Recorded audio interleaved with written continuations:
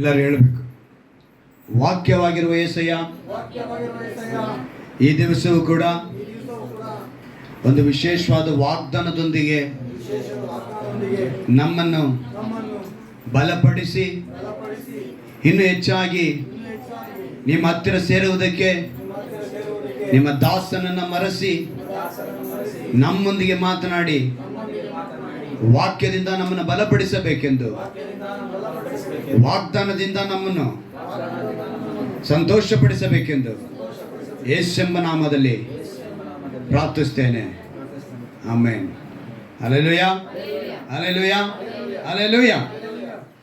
ಒಂದು ಅದ್ಭುತವಾದ ದೇವರು ನಾವು ಆರಾಧಿಸುವುದು ದೇವರು ಅಲ್ವಾ? ಯಾವಾಗಲೂ ಅದ್ಭುತವನ್ನೇ ನಮಗೆ ಮಾಡುತ್ತಾ, ನಮ್ಮೊಂದಿಗೆ ವಾಸ ಮಾಡುತ್ತಾ, ನಮ್ಮೊಂದಿಗೆ ನಮ್ಮ ಕಷ್ಟ ಸುಖನ ಹಂಚಿಕೊಳ್ಳುತ್ತಾ, ಯಾವಾಗಲೂ ನಮ್ಮೊಂದಿಗೆ ಇರುವುದಕ್ಕೆ ಬಯಸುವ ದೇವರು ನಾವು ಆರಾಧಿಸುವ ಯೇಸು ಕ್ರಿಸ್ತನು. ಹಲ್ಲೆಲೂಯಾ. ಲೋಕದಲ್ಲಿ ಅನೇಕ ಸಂಬಂಧಗಳಿದೆ ನಮಗೆ, ಆದರೆ ಯಾವ ಶಾಶ್ವತವಲ್ಲ. ಎಲ್ಲ ಸಂಬಂಧಗಳು ಕೂಡ ಒಂದು ದಿವಸ ನಮ್ಮಿಂದ ಬಿಟ್ಟು ಹೋಗ್ತವೆ. ಆದರೆ ಯೇಸು ಕ್ರಿಸ್ತನ ಸಂಬಂಧ, ಯೇಸು ಕ್ರಿಸ್ತನ ಸ್ನೇಹ, ಯೇಸು ಕ್ರಿಸ್ತನ ಐಕ್ಯತೆ ನಮ್ಮನ್ನು ಬಿಟ್ಟು ಹೋಗಲ್ಲ. ಹಲ್ಲೆಲೂಯಾ. ಮಣ್ಣಲ್ಲಿ ಮಣ್ಣಾಗಿ ಹೋಗುವಂಥ ಈ ಶರೀರ ಹೋಗುತ್ತೆ, ಆದರೆ ಆತ್ಮ ಯಾರು ದಯಪಾಲಿಸಿದ್ರೋ ಅವರ ಬಳಿ ಹೋಗುತ್ತಂತೆ. ಆತ್ಮವೇ ಅವರ ಬಳಿ ಹೊಟ್ಟೋಗುತ್ತೆ. ಸೊ ಆತ್ಮದೊಂದಿಗೆ ಸಂಪರ್ಕ ಇಟ್ಕೊಳ್ಳುವುದಕ್ಕೆ ನಾನು ಆರಾಧಿಸುವ ಯೇಸು ಕ್ರಿಸ್ತನಿಗೆ ಸಾಧ್ಯ. ಹಲ್ಲೆಲೂಯಾ. ಆದ್ದರಿಂದ ಅವ್ರು ಹೇಳ್ತಾರೆ, ನಮ್ಮ ದೇವರನ್ನು ನಾವು ಸತ್ಯದಿಂದಲೂ ಆತ್ಮದಿಂದಲೂ ಆರಾಧಿಸಬೇಕು. ಆರಾಧಿಸುವುದಕ್ಕೆ ಬಂದಿರುವಂಥ ನಮಗೆ ಈ 10ನೇ ತಿಂಗಳಲ್ಲಿ ಒಂದು ಅದ್ಭುತವಾದ ಮಾತನ್ನು ಕೊಟ್ಟಿದ್ದಾರೆ, ಅದ್ಭುತವಾದ ವಾಕ್ಯವನ್ನು ಕೊಟ್ಟಿದ್ದಾರೆ, ಅದ್ಭುತವಾದ ವಾಗ್ದಾನವನ್ನು ನೆನೆಸಿ ನಾವು ಹೇಳಬೇಕಂತೆ. ಕಳೆದ ತಿಂಗಳಲ್ಲಿ ನಾವು ನೋಡಿದ್ವಿ, ಬಾಗಿಲು ತಟ್ತಾ ಇದ್ದೀನಿ ಅಂತ ಹೇಳಿದ್ರಲ್ವಾ. ಈ ಸರಿ ಹೇಳ್ತಿದ್ದಾರೆ, ಏನಂತ ಹೇಳ್ತಿದ್ದಾರೆ ಅಂತ ಹೇಳಿದ್ರೆ, ಯೋಹಾನ ಬರೆದ ಸುವಾರ್ತೆ 10ನೇ ಅಧ್ಯಾಯದ 10ನೇ ವಾಕ್ಯದಲ್ಲಿ ಆ ಕೊನೆಯ ಭಾಗದಲ್ಲಿ ಒಂದು ಮಾತನ್ನ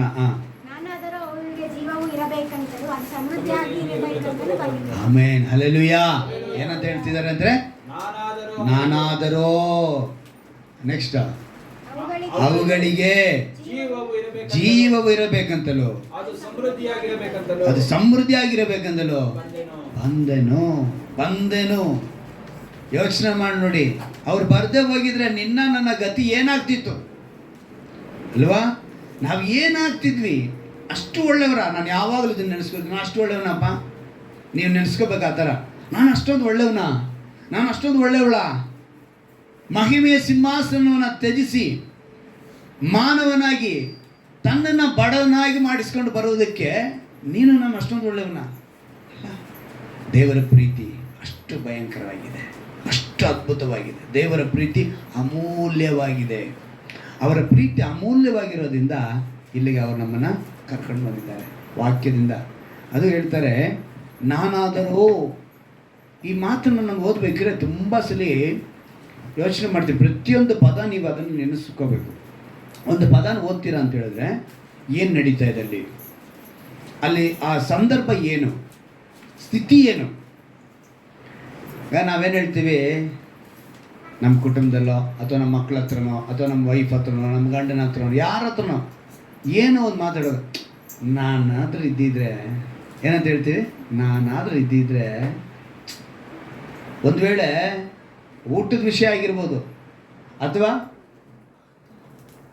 ಯಾವುದೇ ಒಂದು ವಿಷಯ ಆಗಿರ್ಬೋದು, ನಾವೇನು ಹೇಳ್ತೀವಿ, ನಾನಾದರೂ ಇದ್ದಿದ್ರೆ ಹೆಂಗೆತ್ತಿತ್ತೋ ಅಂದರೆ ಅರ್ಥ ಏನು, ಅಲ್ಲಿ ನೀನು ಒಂದು ವಿಶೇಷ ಪಾತ್ರ. ಅಲ್ಲಿ ನೀನೇನಾಗಿದ್ಯಾ? ವಿಶೇಷ ಪಾತ್ರ. ನೀನು ಹೇಳುವಂಥ ಮಾತು ಏನಂತಾಗಿರುತ್ತೆ ಅಂತ ಹೇಳಿದ್ರೆ, ನಾನಾದರೂ, ನಾನು ಇದ್ದಿದ್ರೆ ಅಂದರೆ ದೇವ್ರು ಹೇಳ್ತಿದ್ದಾರೆ, ನಾನಾದರೂ. ಎಷ್ಟು ಅದ್ಭುತ ದೇವರಲ್ವ. ಅವ್ರು ಹೇಳ್ತಾರೆ, ನಾನಾದರೂ ಏನು ಮಾಡ್ತೀನಿ ಅಂತ ಹೇಳ್ತಿದ್ದಾರೆ, ಅವುಗಳಿಗೆ. ಅಂದರೆ ತುಂಬ ಜನ ಪ್ರಶ್ನೆ ಮಾಡಿದ್ದಾರೆ, ಕ್ರೈಸ್ತರ ಕುರಿತು ಪ್ರಶ್ನೆ ಮಾಡುವಾಗ, ಅದೇನು ಯಾವಾಗ ನೋಡು ಕುರಿಗಳಿಗೆ ಹೋಲಿಸ್ಕೊಳ್ತೀರಾ, ನಿಮ್ಮ ದೇವ್ರನ್ನ ಕುರುಬನಿಗೆ ಹೋಲಿಸ್ಕೊಳ್ತೀರಾ? ಯಾಕಂತ ಹೇಳಿದ್ರೆ ಕುರಿ ಅಷ್ಟು ಶ್ರೇಷ್ಠವಾದದ್ದು. ಕುರಿ ಯಾವತ್ತೂ ಬಂದ್ಬಿಟ್ಟು ಹಿಂತಿರುಗಿ ಕೊಲೆ ಮಾಡ್ತೀನಿ ಅಂತ ಹೇಳೋಂಥ ಮಾತೇ ಇಲ್ಲ. ಮಾಡ್ತಾ ಕುರಿ ಯಾವಾಗಲೂ ತಲೆ ಬಗ್ಗಿಸ್ಕೊಂಡೇ, ಮೇಕೆ ಆದರೂ ಸ್ವಲ್ಪ ತಲೆ ಮೇಲೆತ್ತು ನೋಡುತ್ತಂತೆ. ಆದರೆ ಕುರಿ ಏನಾಗಿದೆ? ಆದರೆ ಯೇಸು ಕ್ರಿಸ್ತನ ಕೈಗಳಲ್ಲಿ ಕೆಲವು ಸಮಯ ಮೇಕೆಯನ್ನು ಕೊಟ್ಟಿರ್ತಾರೆ, ಫೋಟೋಗಳು ಮಾಡಿರ್ತಾರಲ್ಲ, ಇಮೇಜ್ಗಳು. ಇದೆಲ್ಲ ಆರ್ಟಿಫಿಷಿಯಲ್ ಇಮೇಜ್ಗಳು. ಆ ಥರ ಎಲ್ಲೂ ದೇವರು ಮೇಕೆನೆಲ್ಲ ಎತ್ಕೊಂಡು ನಿಂತ್ಕೊಂಡಿಲ್ಲ. ಆಯ್ತಾ? ಅವ್ರ ಕುರಿಗಳನ್ನ ತನ್ನ ಜನಕ್ಕೆ ಹೋಲಿಕೆ ಮಾಡಿ ಆ ಜನಕ್ಕೆ ನಾನು ಕುರುಬನಾಗಿರ್ತೀನಿ ಅಂತ ಹೇಳಿ ಈ 10ನೇ ಅಧ್ಯಾಯ ಬಹಳ ಸ್ಪಷ್ಟವಾಗಿ ಹೇಳುತ್ತೆ. ಕುರುಬನಾಗಿರುವಂಥವ್ರು ಮಾತು ಹೇಳ್ತಿದ್ದಾರೆ, ನಾನಾದರೂ ಅಂದರೆ ನಮಗಿಂತ ಮುಂಚೆ ಇನ್ನೊಬ್ರು ಇದ್ದಾನೆ ಅಂತ ಅರ್ಥ. ಈಗ ನಾವು ನಮ್ಮ ಕುಟುಂಬಕ್ಕೆ ಅದಕ್ಕೆ ಹೇಳಿದ್ವಿ, ನಮ್ಮ ಕುಟುಂಬಕ್ಕೆ ನಾನು ಇದ್ದಿದ್ರೆ ನಿನಗೆ ಈ ಥರ ಆಗಕ್ಕೆ ಬಿಡ್ತಾ ಇರಲಿಲ್ಲ. ನಾನು ಇದ್ದಿದ್ರೆ ಆ ಪದನೇ ನಾನಾದರೂ, ನಾನು ಇದ್ದಿದ್ರೆ ಇದು ನಡೀತಾನೆ ಇರಲಿಲ್ಲ ಅನ್ನೋ ಅರ್ಥ ಏನು? ನಾನು ನಿನಗೆ ಒಳ್ಳೆಯವನು, ನಾನು ನಿನಗೆ ವಿಶೇಷತೆ, ನಾನು ನಿನಗೆ ಸ್ಪೆಷಲ್ ಅಂತ. ಅಲ್ಲಿ ದೇವರು ಹೇಳ್ತಿದ್ದಾರೆ ನಾನಾದರೂ ಅಂತ ಹೇಳೋ ಅರ್ಥ ಏನೋ ಅವರೊಂದು ಒಂದು ವಿಶೇಷ, ಅವ್ರ ಪಾತ್ರಕ್ಕೆ ಯಾರು ಸಮಾನರಿಲ್ಲ. ಅಲ್ಲಿಗೆ ಇನ್ನೊಬ್ಬ ವ್ಯಕ್ತಿ ಅಲ್ಲಿದ್ದಾನೆ ಅಂತ ಅರ್ಥ. ನಾನಾದರೂ ಅಂತ ಅವ್ರು ಹೇಳಬೇಕು ಅಂದರೆ ಇನ್ನೊಬ್ಬ ವ್ಯಕ್ತಿ ನಾನು ಯಾರು ಅಂತ ಹೇಳಿದ್ರೆ ಮೇಲ್ಗಡೆ ಭಾಗ ಓದಿ, ಆ ವಾಕ್ಯದ ಮೇಲ್ಗಡೆ ಭಾಗವನ್ನ. ಯಾರಂತೆ ಇನ್ನೊಬ್ಬ ವ್ಯಕ್ತಿ? ಕಳ್ಳ. ಅವನು ಕೊಯ್ಯುವುದಕ್ಕೂ ಬರ್ತಾನಂತೆ, ಹಾಳು ಮಾಡೋದಕ್ಕೂ ಬರ್ತಾನಂತೆ, ಇನ್ನೇನಕ್ಕೂ ಬರಲ್ಲ ಅವನು. ಆ ವ್ಯಕ್ತಿನೂ ಇದ್ದಾನೆ. ನಾನಾದರೂ ಅಂತ ಹೇಳುವಾಗ ಅವ್ರು ನಿನ್ನ ಹತ್ರ ಇದ್ದಾರೆ ಅಂತ ಅರ್ಥ ಆಯ್ತು. ಈಗ ಆ ಪದ ಬಳಕೆ ಮಾಡೋದಕ್ಕೆ ಮುಂಚೆ ನಾವು ಅರ್ಥ ಮಾಡ್ಕೋಬೇಕು. ಅವ್ರು ಹೇಳೋದಕ್ಕೆ, ಆ ಪದ ಬಳಕೆ ಮಾಡೋದಕ್ಕೆ ದೇವ್ರಿಗೆ ಮಾತನ್ನ ಹೇಳಬೇಕು ಅಂತ ಹೇಳಿದ್ರೆ ಅಲ್ಲಿ ಇನ್ನೊಬ್ಬ ವ್ಯಕ್ತಿ ಇದ್ದಾನೆ ಅಂತ ಅರ್ಥ. ಅವನೇ ಶತ್ರುವಾಗಿರುವ ಸೈತಾನ. ನೀನು ಒಳ್ಳೆ ಕುರುಬನ ನಿನ್ನ ಪಕ್ಕದಲ್ಲಿ ಇರೋವಾಗ ಅವನು ಸಹ ಇರ್ತಾನೆ. ಚಾನ್ಸ್ ಸಿಕ್ಕಿದ್ರೆ ಸಾಕು. ಹೆಂಗೆ? ಚಾನ್ಸ್ ಸಿಕ್ಕಿದ್ರೆ ಸಾಕು, ಅವನೇನ್ ಮಾಡ್ತಾನೆ? ತನ್ನ ವಶದಲ್ಲಿ. ಆ ಚಾನ್ಸ್ ಅನ್ನೋದೇ ಕಳ್ಳನಿಗೆ ಕದ್ದುಕೊಳ್ಳುವುದಕ್ಕೆ, ಅದೇ ಚಾನ್ಸ್. ನಿನ್ನ ಕದಿಬೇಕು ಅಂತ ಕಾಯ್ತಿರ್ತಾನೆ. ಯಾವ ವಿಷಯದಲ್ಲಿ ಕದಿಬೇಕು? ಮಕ್ಕಳನ್ನ ನೋಡ್ತಾನೆ, ಇವ್ರನ್ನ ಹೇಗೆ ಇವ್ರ ತಂದೆ ತಾಯಿಯಿಂದ ಕದಿಬೇಕು ಅಂತ ಜಸ್ಟ್ ಒಂದು ಟ್ರಿಕ್ ಮಾಡ್ತಾನೆ. ಟ್ರಿಕ್ಕು ಹಠ ಹಿಡಿಸ್ತಾನೆ. ಏನು ಹಿಡಿಸ್ತಾನೆ? ನಮಗೆ ಹೆಚ್ಚಾಗಿ ಈಗ ದೊಣ್ಣೆ ತಗೊಂಡು ಹೊಡೆಯೋಷ್ಟು ಕೋಪ ಬರುತ್ತೆ, ಆದರೆ ಹೊಡೆಯೋಕ್ಕಾಗಲ್ಲ. ಆಗುತ್ತಾ ದೊಣ್ಣೆ ತಗೊಂಡು? ಈಗ ಮಕ್ಕಳು ಇದೇ ಸಿಚುವೇಶನ್ ನಾವು ದೇವ್ರ ಹತ್ರ ಇರ್ತೀವಿ, ಏಸಪ್ಪನ ಹತ್ರ ನಾವು ಇದೇ ಸಿಚುವೇಶನ್ ಇರ್ತೀವಿ. ನಾವು ಮಾಡುವಂಥ ತಪ್ಪಿಗೆ ದೇವ್ರು ನಮಗೆ ಅವ್ರಿಗೆ ಬಂದರೆ, ಕೋಪ ಬಂದರೆ ದೊಣ್ಣೆ ತಗೊಂಡು ಹಾಕ್ಬೇಕು ಅಂತ ಅನಿಸುತ್ತೆ, ಆದರೆ ಅವ್ರು ಹೊಡೆಯಲ್ಲ. ಆ ರೀತಿಯಾಗಿ ದೇವ್ರು ಏನು ಮಾಡ್ತಾರೆ ನಮ್ಮನ್ನ, ನಾನಾದರೂ ಅಂತ ಹೇಳುವಾಗ ಈ ಕಳ್ಳನ ಕೆಲಸ ಏನು ಅಂದರೆ ಮೊದಲನೇದ ಕದಿಬೇಕು, ಆಮೇಲೆ ಏನು ಮಾಡಬೇಕು? ಕೊಯ್ಯಬೇಕು, ಆಮೇಲೆ ಏನು ಮಾಡಬೇಕು? ಹಾಳು ಮಾಡಬೇಕು. ಈ ಕೆಲಸಕ್ಕೇನೆ ಅವನು ಬರ್ತಾ ಇದ್ದಾನೆ. ಅವನು ಬೇರೆ ಯಾವ ಕೆಲಸಕ್ಕೂ ನಿಮ್ಮ ಬಳಿ ಬರಲ್ಲ. ಆದರೆ ನಮಗೆ ಅದು ಅರಿಯಲ್ಲ. ಕೊಯ್ಯೋದು ಮತ್ತು ಹಾಳು ಮಾಡೋದು ಎರಡನೇದು. ಮೂರನೇದು, ಮೊದಲನೇದೇನು? ಕದಿಬೇಕು. ಕದಿಯೋದು ಯಾರಿಗನ್ನ ಗೊತ್ತಾಗುತ್ತಾ? ದೇವರು ಅದಕ್ಕೆ ಆ ಪದನ ಬಳಕೆ ಮಾಡಿದ್ದು. ಯಾವ ಪದನ? ಕಳ್ಳನು ಬರುವ ಸಮಯದಲ್ಲಿ ನಾನು ಬರ್ತೀನಿ, ಯಾವ ಗಳಿಗೆಯಲ್ಲಿ ಬರ್ತೀನಿ ಅಂತ. ಎರಡನೇ ಜಾವನ ಮೂರನೇ ಜಾವನ ಗೊತ್ತಿಲ್ಲ ನಿಮಗೆ, ನಾನು ಆ ಸಮಯದಲ್ಲಿ ಬರ್ತೀನಿ ಅಂತ ದೇವ್ರು ಹೇಳೋದಕ್ಕೆ ಕಾರಣ ಏನು ಅಂತ ಹೇಳಿದ್ರೆ ಅದು ಯಾರಿಗೂ ಗೊತ್ತಾಗಲ್ಲ. ನೀನು ಏಮಾರ್ಬಿಡ್ತೀಯ. ದೇವ್ರು ಹೇಳಿದ್ರು, ಒಂದು ಸ್ವಾಮಿಯನ್ನು ಹೇಳ್ತಾರೆ ಏನಂತೇಳಿ, ಮದಲಿಂಗನ ಬರ್ತಾ ಇದ್ದಾನಂತೆ. 6 ತಿಂಗಳು 5 ಜನ ರೆಡಿ ಮಾಡಿಕೊಂಡು ಎಣ್ಣೆ ಸಮೇತ ಇದ್ರು. ಇನ್ನು 5 ಜನ ಏನ್ ಮಾಡಿದ್ರು? ಎಣ್ಣೆ ಸಮೇತ ಇರಲಿಲ್ಲ. 5 ಕನ್ಯೆಯರ ವಿಷಯದಲ್ಲಿ ಎಷ್ಟು ಜನಕ್ಕೆ ನೆನಪಿದೆ ಕರೆಕ್ಟಾಗಿ ಇವಾಗ ಹೇಳಬೇಕು? ನಿದ್ದೆ ಮಾಡಿದವ್ರು ಎಷ್ಟು ಜನ? 10 ಕನ್ಯೆಯರಲ್ವಾ? ನಿದ್ದೆ ಮಾಡುದು ಅಂತ ಅಲ್ಲಿ ಬರೆಯಲ್ಪಟ್ಟಿದೆ. ಕರೆಕ್ಟಾಗಿ ಹೇಳಿ, ಕರೆಕ್ಟಾಗಿ ಯೋಚನೆ ಮಾಡಿ. 10 ಜನ ಅಲ್ಲಿದ್ರು. 10 ಜನರ ಹೇಳಿ. 5 ಜನ ಎಣ್ಣೆ ಇಟ್ಕೊಂಡ್ರು, ಎಚ್ಚರವಾಗಿದ್ರು.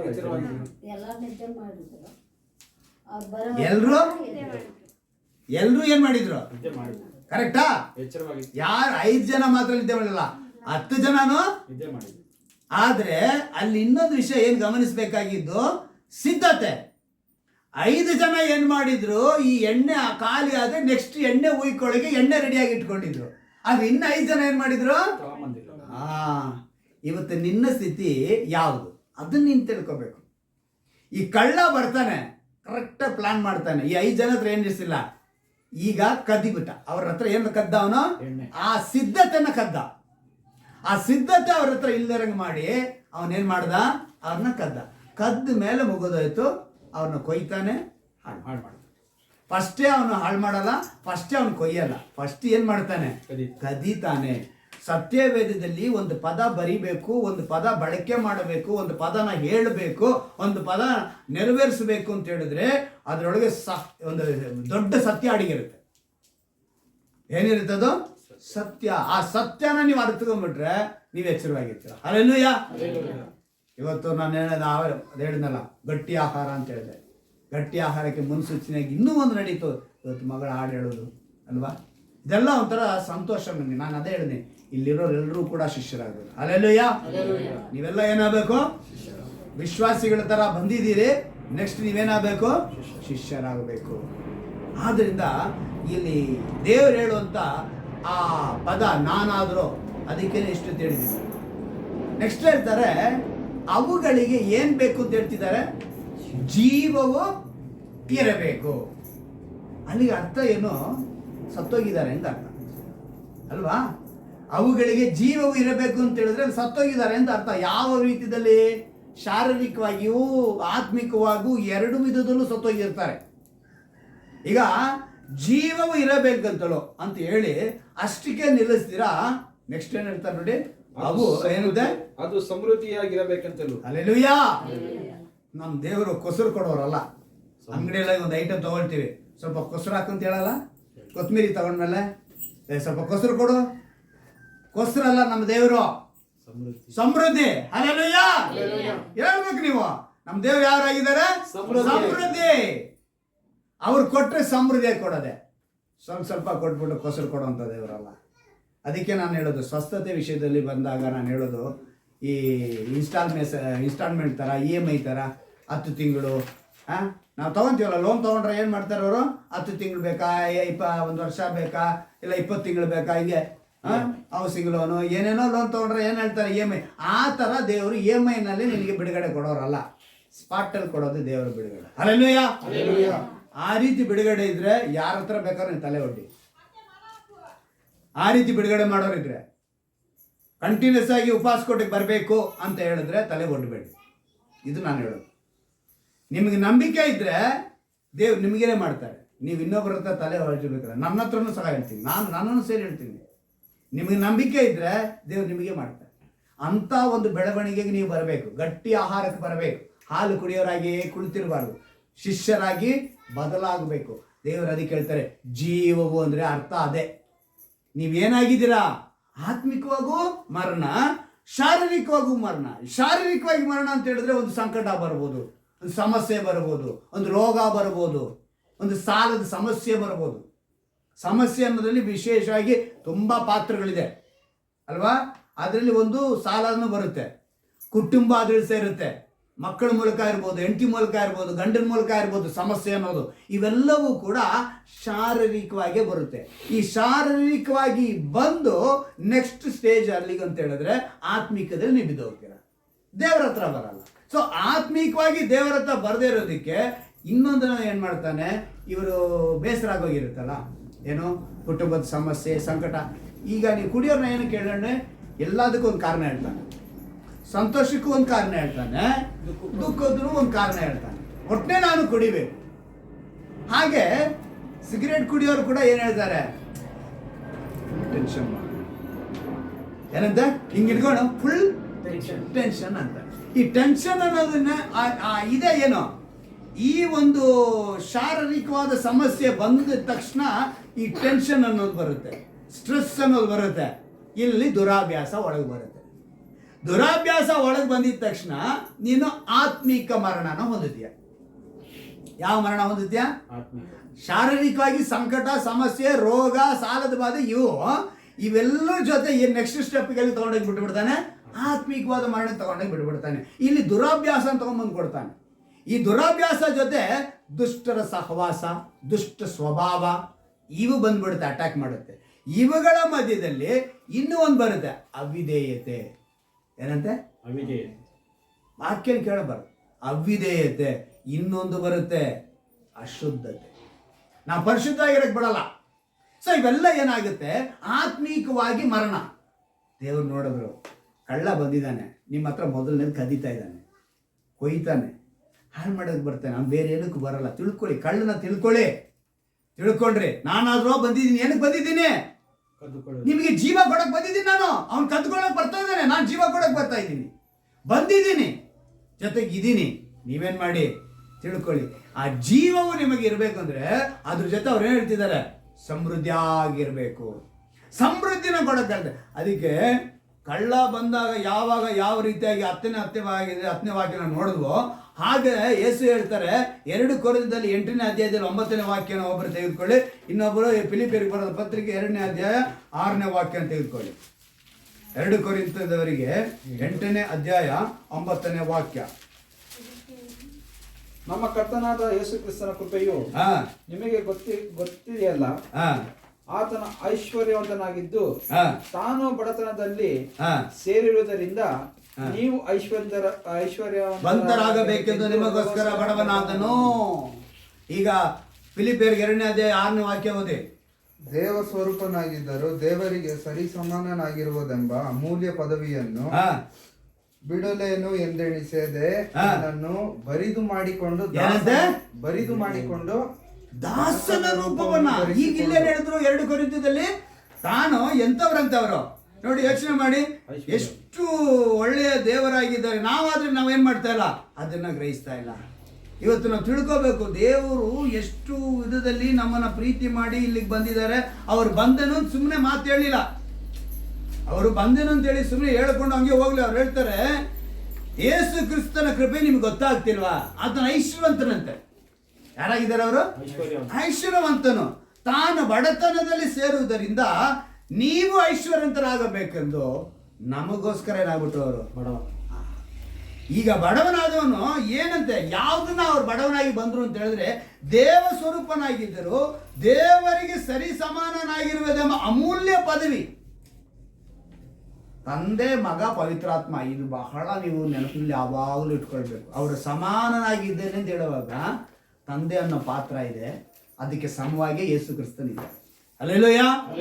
ಅಲ್ಲಿ ಏನು ಕಡಿಮೆ ಇಲ್ಲ. ತಂದೆಗೆ ಬೇರೆ ಒಂದು ಗ್ರೇಡು, ಕುಮಾರನಿಗೆ ಒಂದು ಗ್ರೇಡು, ಪವಿತ್ರಾತ್ಮನಿಗೆ ಒಂದು ಗ್ರೇಡ್ ಇಲ್ಲ.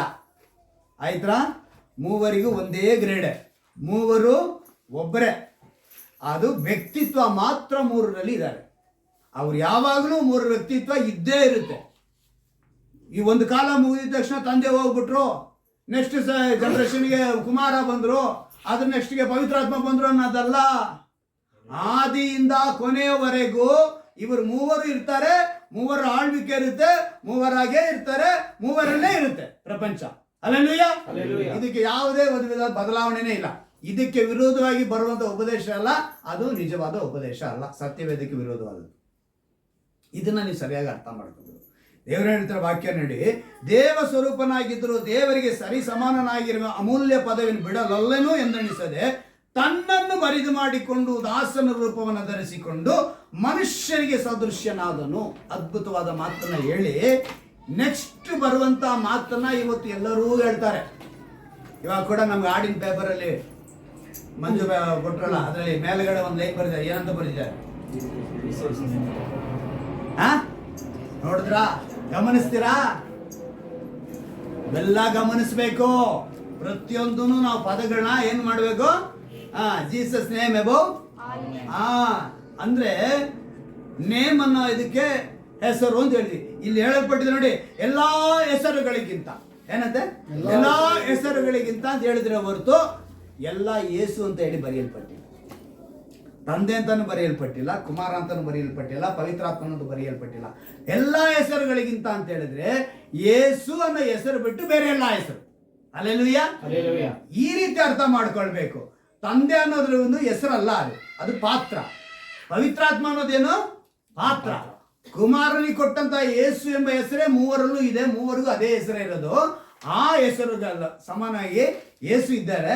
ಆದ್ರೆ ಬೇರೆ ಹೆಸರುಗಳಿದೆಯಲ್ಲ ಅವುಗಳಿಗೆ ಅಲ್ಲಿ ಹೇಳ್ತಾರೆ ನೋಡಿ, ಎಲ್ಲಾ ಹೆಸರುಗಳಿಗಿಂತ ಶ್ರೇಷ್ಠವಾದ ಹೆಸರನ್ನು ಆತನಿಗೆ ದಯಪಾಲಿಸಿದ್ದಾನೆ. ಆದುದರಿಂದ ಸ್ವರ್ಗದಲ್ಲಿ, ಮರ್ತ್ಯದಲ್ಲಿ, ಇನ್ನೆಲ್ಲಿ ಪಾತಾಳದಲ್ಲಿ ಕೂಡ ಹೇಳಲ್ಪಟ್ಟಿದೆ. ಪಾತಾಳದಲ್ಲಿರುವವರೆಲ್ಲರೂ ಕೂಡ ಯೇಸುವಿನ ಹೆಸರಿನಲ್ಲಿ ಅಡ್ಡ ಬಿದ್ದು, ಇಲ್ಲಿ ಒಡೆಯನಂತಂದು ಬರೆಯಲ್ಪಟ್ಟಿದೆ, ಇನ್ನೊಂದು ಕಡೆ ಯೇಸು ಕ್ರಿಸ್ತನ ಕರ್ತನೆಂದು ಏನಂತ ಹೇಳಿ ಇನ್ನೊಂದು ಟ್ರಾನ್ಸ್ಲೇಷನ್ ಹೇಳ್ಬಿಟ್ಟಿದೆ, ಯೇಸು ಕ್ರಿಸ್ತನು ಕರ್ತನು ಅಂದ್ರೆ ಸೃಷ್ಟಿ ಮಾಡಿದವರಿಗೆ ಕರ್ತನು ಅಂತ ಹೇಳ್ತಾರೆ. ಅಲ್ಲಿಗೆ ಓನರ್ ಅಂತ ಹೇಳ್ಬೋದು. ಅದಕ್ಕೆ ಇನ್ನೊಂದು ಟ್ರಾನ್ಸ್ಲೇಷನ್ ಅಲ್ಲಿ ಒಡೆಯ ಅಂತ ಬರೆಯಲ್ಪಟ್ಟಿದೆ. ಆಯ್ತಾ? ಸೊ ಒಡೆಯನೆಂದು ಪ್ರತಿಜ್ಞೆ ಮಾಡಿ ಅಲ್ಲಿ ನೋಡಿ ತಂದೆಯಾದ ದೇವರಿಗೇನೆ ಘನ ಸಲ್ಲಿಸಬೇಕು. ಅಲ್ಲೆಲೂಯ. ಎಷ್ಟು ಅದ್ಭುತವಾಗಿ ಫಿಲಿಪ್ಪಿ ಪಟ್ಟಣಕ್ಕೆ ಪೌಲನು ಬರೆದು ಹೇಳ್ತಿದ್ದಾನೆ. ಆದ್ರೆ ನಮ್ಮ ಜನ ಮೇಲಿರುವಂತಹ ಯೇಸುವಿನ ನಾಮ ಮಾತ್ರ ಹಿಡ್ಕೊಂಡು ತಂದೆಯಾದ ದೇವರನ್ನು ಏನ್ ಮಾಡ್ಬಿಡ್ತಾರೆ? ನ್ಯೂಟ್ರಲ್ ಮಾಡ್ಬಿಡ್ತಾರೆ, ಮರಿತಾರೆ. ಆ ರೀತಿ ಅಲ್ಲ, ಘನ ಯಾರು ಸಲ್ಲಿಸ್ತಾ ಇರೋದು? ಯೇಸುನೇ ಸಲ್ಲಿಸ್ತಿದ್ದಾರೆ ತಂದೆಯಾದ ದೇವರಿಗೆ. ಆ ಪಾತ್ರಕ್ಕೆ ಘನನ ಸಲ್ಲಿಸ್ತಾರೆ. ಭೂಮಿ ಮೇಲೆ ಇರುವಾಗಲೂ ಅದನ್ನೇ ಮಾಡಿದ್ರು, ಅವರು ಸತ್ತ ಮೇಲೂ ಕೂಡ ಅದನ್ನೇ ಮಾಡಿದ್ರು, ಈಗಲೂ ಅದನ್ನೇ ಮಾಡ್ತಿದ್ದಾರೆ. ಅವರ ತಂದೆಯ ಬಲಪಾರ್ಶ್ವದಲ್ಲಿ ಕುಳಿತಿದ್ದಾರೆ, ನಮಗೋಸ್ಕರ ಪರಿತಪಿಸುವ ದೇವರಾಗಿದ್ದಾರೆ. ಹಲ್ಲೆಲೂಯಾ. ಇವತ್ತಿನ ವಿಷಯ, ಅವರು ಬಂದಿದ್ದೇ ನಮಗೆ ದೊಡ್ಡ ಒಂದು ಅದ್ಭುತ ಆಶೀರ್ವಾದ. ಅವರು ಬಂದಿದ್ದೆ ನಮಗೆ ಜೀವವಿರಬೇಕಂತಲೂ ಅದು ಸಮೃದ್ಧಿ ಆಗಿರ್ಬೇಕಂತಲೂ ಬಂದ್ರಂತೆ. 2 ಕೊರಿಂಥದವರಿಗೆ 5ನೇ ಅಧ್ಯಾಯದಲ್ಲಿ 5ನೇ ವಾಕ್ಯವನ್ನು ನಾವು 15ನೇ ವಾಕ್ಯವನ್ನು ಗಮನಿಸುವಾಗ ನಾವು ಏನಕ್ಕೋಸ್ಕರ ಇರಬೇಕು ಅಂತ ಬರೆಯಲ್ಪಟ್ಟಿದೆ. ಜೀವಿಸುವವರು ಇನ್ನು ಮೇಲೆ ತಮಗಾಗಿ ಜೀವಿಸದೆ ತಮಗೋಸ್ಕರ ಸತ್ತು ಎದ್ದು ಬಂದಾತನಿಗಾಗಿ ಇದೇ ನಮ್ಮ ಬದುಕು. ಈಗ ಬಂದಿದ್ದಾರೆ, ಯೇಸು ನಮಗೋಸ್ಕರ ಬಂದಿದ್ದಾರೆ, ಶಿಲುಬೆಯಲ್ಲಿ ಜಡಿಯಲ್ಪಟ್ಟಿದ್ದಾರೆ, ಪ್ರಾಣ ತ್ಯಾಗ ಮಾಡಿದ್ದಾರೆ, ಮತ್ತೆ ಅವ್ರು ನಾವು ಏನ್ ಮಾಡಿದ್ದಾರೆ? ಜೀವಂತವಾಗಿ ಎದ್ದಿದ್ದಾರೆ. ಜೀವಂತವಾಗಿ ಎದ್ದ ಮೇಲೆ ಅವ್ರೇನ್ ಮಾಡಿದ್ರು? ಬಂದಿದ ಮೇಲೆ ಏನ್ ಮಾಡಿದ್ರು? ಪವಿತ್ರಾತ್ಮನಾಗಿ ನಮ್ಮ ಮಧ್ಯದಲ್ಲಿದ್ದಾರೆ. ಈಗ ಪವಿತ್ರಾತ್ಮನಾಗಿ ನಮ್ಮ ಮಧ್ಯದಲ್ಲಿ ಇರುವಾಗ ನಾವು ತಿಳ್ಕೊಬೇಕಾಗಿರೋದೇನು ಅಂತ ಹೇಳಿದ್ರೆ, ನಾವು ಇನ್ಮೇಲೆ ನಮಗೋಸ್ಕರ ಬದುಕದೆ ಸತ್ತು ಎದ್ದು ಬಂದಾತನಿಗಾಗಿ ನಾವೇನು ಮಾಡಬೇಕು? ನಾವು ಹೇಳ್ತೀವಿ ಮಕ್ಕಳಿಗೆ, ಏಯ್ ನಿಮ್ಮ ಅಪ್ಪ ಅಮ್ಮನ ನೋಡ್ರಿ ಎಷ್ಟು ಕಷ್ಟಪಟ್ಟಿದ್ದಾರೆ, ಅವ್ರಿಗೋಸ್ಕರ ಬದುಕೋದನ್ನು ಕಲೀರಿ. ಏನಂತ ಹೇಳ್ತೀವಿ ಮಕ್ಕಳಿಗೆ? ಬದುಕೋದನ್ನು ಕಲೀರಿ, ಎಷ್ಟು ಕಷ್ಟಪಟ್ಟು ಸಾಕಿದ್ದಾರೆ ನಿಮ್ಮನ್ನು. ಆದರೆ ನಾವೇನು ಮಾಡ್ತೀವಿ? ಮರಿತೀವಿ, ತಂದೆ ತಾಯಿಗಳನ್ನ ಮರಿತೀವಿ. ಹಾಗೇನೆ ತಂದೆಯಾಗಿ ಯೇಸು ಕ್ರಿಸ್ತನು, ತಾಯಿಯಾಗಿ ಸಭೆ ಇಲ್ಲಿರುವಂಥ ಪ್ರತಿಯೊಬ್ಬರನ್ನು ಬೆಳೆಸ್ತಾ ಇದೆ. ಆದರೆ ನಾವೇನು ಮಾಡ್ತೀವಿ? ತಂದೆಯಾದ ದೇವರನ್ನು, ತಾಯಿಗೆ ಬೆಳೆಸುವ ಸಭೆಯನ್ನು ಕೂಡ ಮರೀತಾ ಇದ್ದೀವಿ. ಸಭೆ ಅನ್ನೋದು ನಿಮ್ಮನ್ನು ಸರಿಪಡಿಸ್ತಾ ಇದೆ. ಮಕ್ಕಳು ಶಾಲೆಗೆ ಹೋಗಿ ಹೇಗೆ ಸರಿಪಡ್ತಾರೋ ಹಾಗೆ ಪ್ರತಿಯೊಬ್ಬ ವ್ಯಕ್ತಿ ಸಭೆಯಲ್ಲಿ ಬಂದು ಸರಿಪಡಬೇಕು.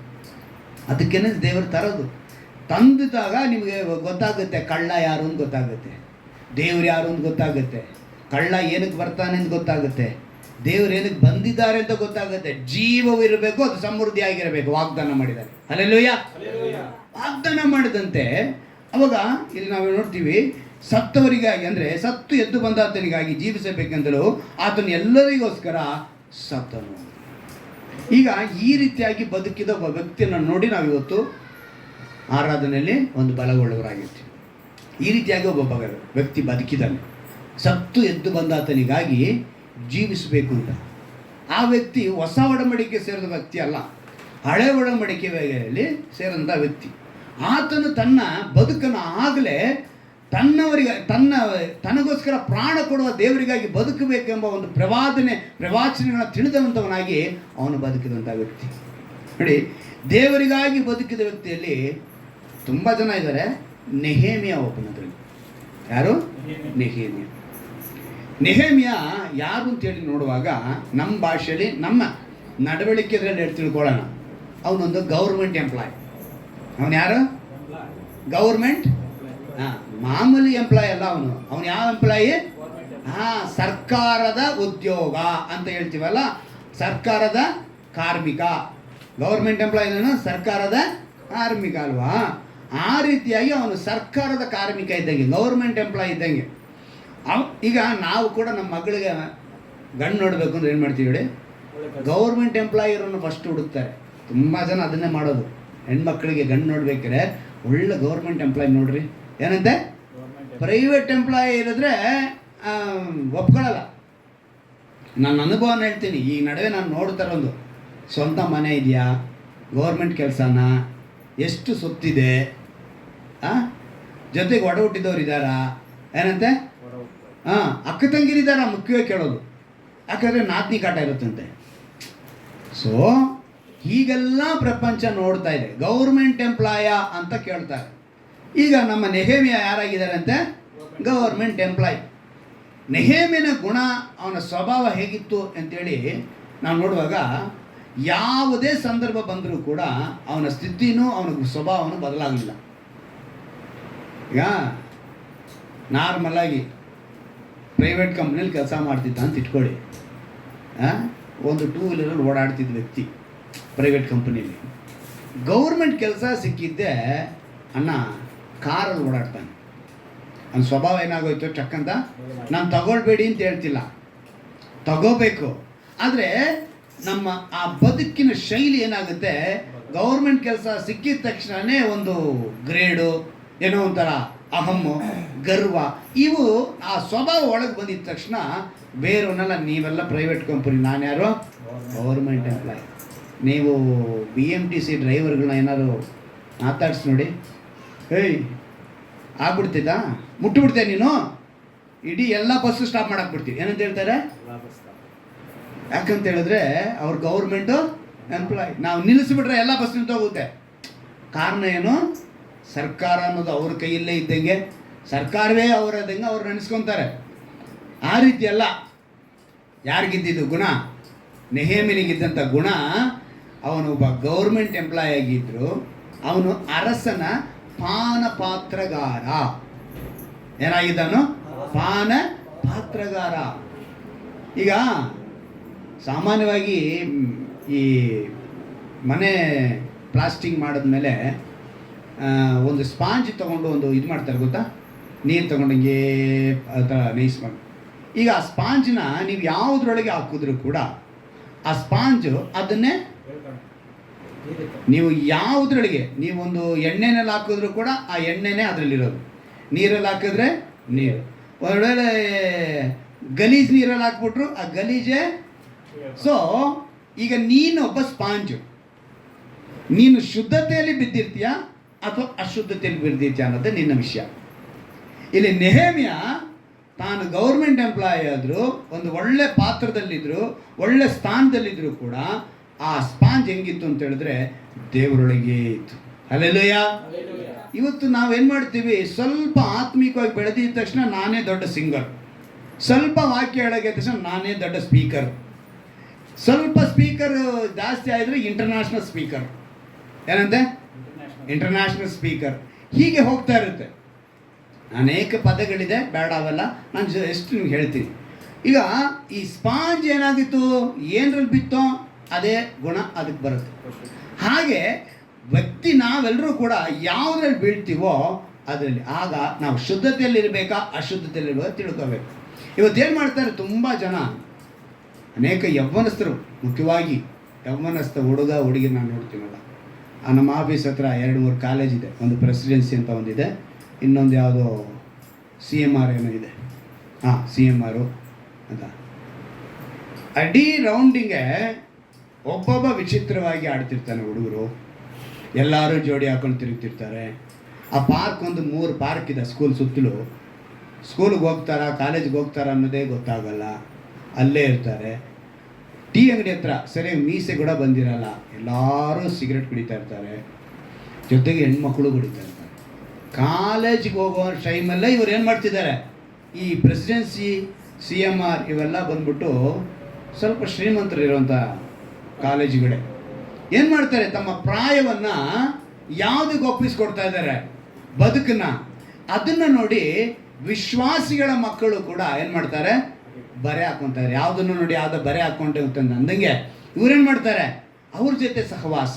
ಸೊ ಅದಕ್ಕೆ ಹೇಳಿದ್ದು, ಇವನು ಎಂಥ ಸ್ಥಾನದಲ್ಲಿದ್ದರೂ ಕೂಡ ನೆಹೇಮ್ಯ ತನ್ನ ಸ್ಥಾನವನ್ನು ಅವನು ಮರೆಯಲಿಲ್ಲ, ತನ್ನ ಅಶುದ್ಧತೆನ ಅವನ ಒಳಗಡೆ ಸೇರಿಸ್ಕೊಂಡಿಲ್ಲ, ಶುದ್ಧವಾಗಿರಬೇಕು. ಇವತ್ತು ನಮಗೆ ಬೇಡವಾದಂಥ ಯೂಟ್ಯೂಬ್ ಚಾನಲ್ ನೋಡೋದು, ಗೇಮ್ಸ್ಗಳಾಡೋದು.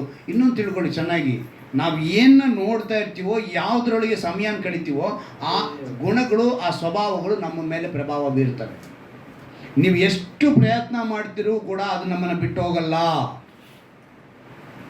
ನಾನು ಕಳೆದ ದಿವಸದಲ್ಲಿ ಒಂದು ವಿಷಯನ ಕಣ್ಣಾರೆ ಕಂಡೆ. ಯಾಕಂತ ಹೇಳಿದ್ರೆ, ಒಳ್ಳೆ ಮಗಳು, ವಿದ್ಯಾವಂತೆ, ಅವಳಂತಲ್ಲ, ಅನೇಕ ಜನ ನೋಡ್ತೀನಿ ಇವತ್ತು ತುಂಬ ಸೆಲೆಬ್ರಿಟಿಗಳನ್ನ ತಮ್ಮ ಅಭಿಮಾನಿಗಳು ಅಂತೇಳಿ ಅನೇಕರು ಫಾಲೋ ಮಾಡ್ತಾರೆ. ಯಾವ ಒಂದು ಹೀರೋ ಆಗ್ಬೋದು, ನಾನು ಹೇಳೋದು ಉದಾಹರಣೆಗೆ ಹೇಳ್ತೀನಿ, ಕೆಟ್ಟದ್ದು ಮಾಡಿರೋದನ್ನ ತೋರಿಸಲ್ಲ. ಅರ್ಥ ಆಯ್ತಾ? ಪ್ರಪಂಚಕಾರಿಯಾಗಿ ಅವ್ರು ಏನೇ ಮಾಡಿದ್ರು ಕೂಡ ಒಳ್ಳೇದನ್ನು ಮಾಡೋದನ್ನೇ ತೋರಿಸ್ತಾ ಇರ್ತಾರೆ. ಆದರೆ ಅವ್ರಿಗೆ ಫಾಲೋಯರ್ ಆಗಿರೋರು ಕೆಟ್ಟದ್ದು ಮಾಡ್ತಾ ಇರ್ತಾರೆ. ಈಗ ನೀವು ಏನನ್ನ ನೋಡ್ತೀರಾ, ಏನನ್ನ ಮಾಡ್ತಾ ಇದ್ದೀರಾ? ನೀವು ಪ್ರಪಂಚನ ನೋಡ್ತೀರಾ, ಪ್ರಪಂಚದಲ್ಲಿ ನೋಡ್ಕೊಂಡಿದ್ದು ಅದನ್ನು ಕೆಟ್ಟದ್ದು ಮಾಡ್ತೀರಾ. ಈಗ ನಿಮ್ಮ ಗುಣ ಸ್ವಭಾವಗಳು ಈ ಲೋಕದ ಮೇಲೆ ಯಾರ್ಯಾರು ನೋಡಿದ್ರೋ ಅದನ್ನೇ ಅವಲಂಬಿಸ್ಕೊಳ್ತಾ ಇದ್ದೀರಾ. ಕೆಲವರೆಲ್ಲ ಏನು ಮಾಡ್ತೀರಾ ಅಂತ ಹೇಳಿದ್ರೆ, ಪುಸ್ತಕ ಓದ್ತಾರೆ, ಪುಸ್ತಕದಲ್ಲಿ ಇರೋದನ್ನು ಮಾಡ್ತಾರೆ. ಇನ್ನು ಕೆಲವರು ಮನುಷ್ಯನ ನೋಡ್ತಾರೆ, ಮನುಷ್ಯನ ನೋಡಿ ಮಾಡ್ತಾರೆ. ಕೆಲವರು ಅಧಿಕಾರಿಗಳು ನೋಡಿ ಮಾಡ್ತಾರೆ, ಕೆಲವರು ಸೆಲೆಬ್ರಿಟಿಗಳು ನೋಡಿ ಮಾಡ್ತಾರೆ. ಹೀಗೆ ಫಾಲೋಯರ್ಸ್ ಏನು ಮಾಡ್ತಿದ್ದಾರೆ, ಹೀಗೆ ಅವರವರ ಗುಣಗಳು ಸ್ವಭಾವಗಳು ಇವ್ರನ್ನ ನೆಟ್ಕೊಳ್ತಾ ಇದೆ.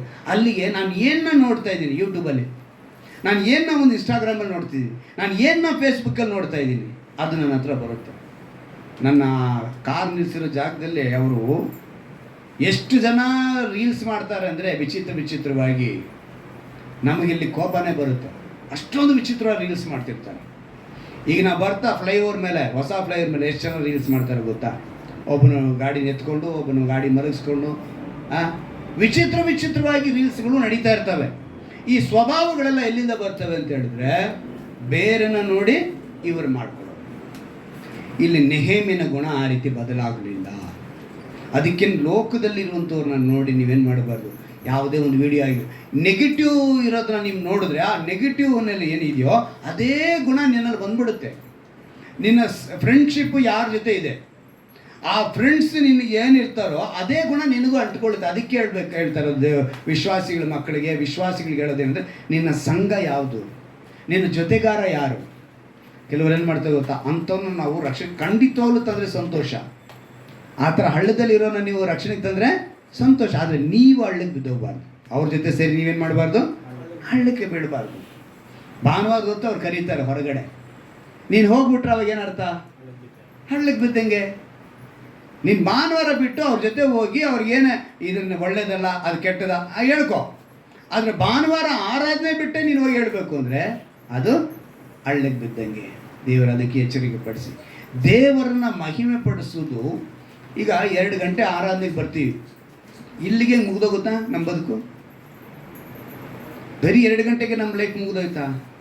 ದೇವರು ಹೇಳ್ತಾರೆ, ಜೀವವು ಇರಬೇಕಂತಲೂ ಜೀವವು ಸಮೃದ್ಧಿಯಾಗಿರಬೇಕು ಅಂತ ಹೇಳಿದ್ರೆ ಲೈಫ್ ಟೈಮ್ ನಿಮ್ಗಿರಬೇಕು ಅಂತ ಅವ್ರು ಹೇಳ್ತಿದ್ದಾರೆ. ಅದೇ ರೀತಿ ನಿನ್ನ ಬದುಕು ಕೂಡ ಲೈಫ್ ಟೈಮ್ ಪ್ರಾಸೆಸ್. ಅದು ಈಗ 2 ಗಂಟೆ ಆರಾಧನೆ ಮುಗಿದು ಹೋದ ಮೇಲೆ ಕೂಡ ನೆಕ್ಸ್ಟ್ ನಮ್ಮ ಕ್ಷಣಗಳು, ಪ್ರತಿಯೊಂದು ಕ್ಷಣ ಅದು ದೇವರಿಗೆ ಮೆಚ್ಚುಗೆಯಾಗಿಯೇ ಇರಬೇಕು. ಅಲ್ಲೆಲ್ಲೂಯ.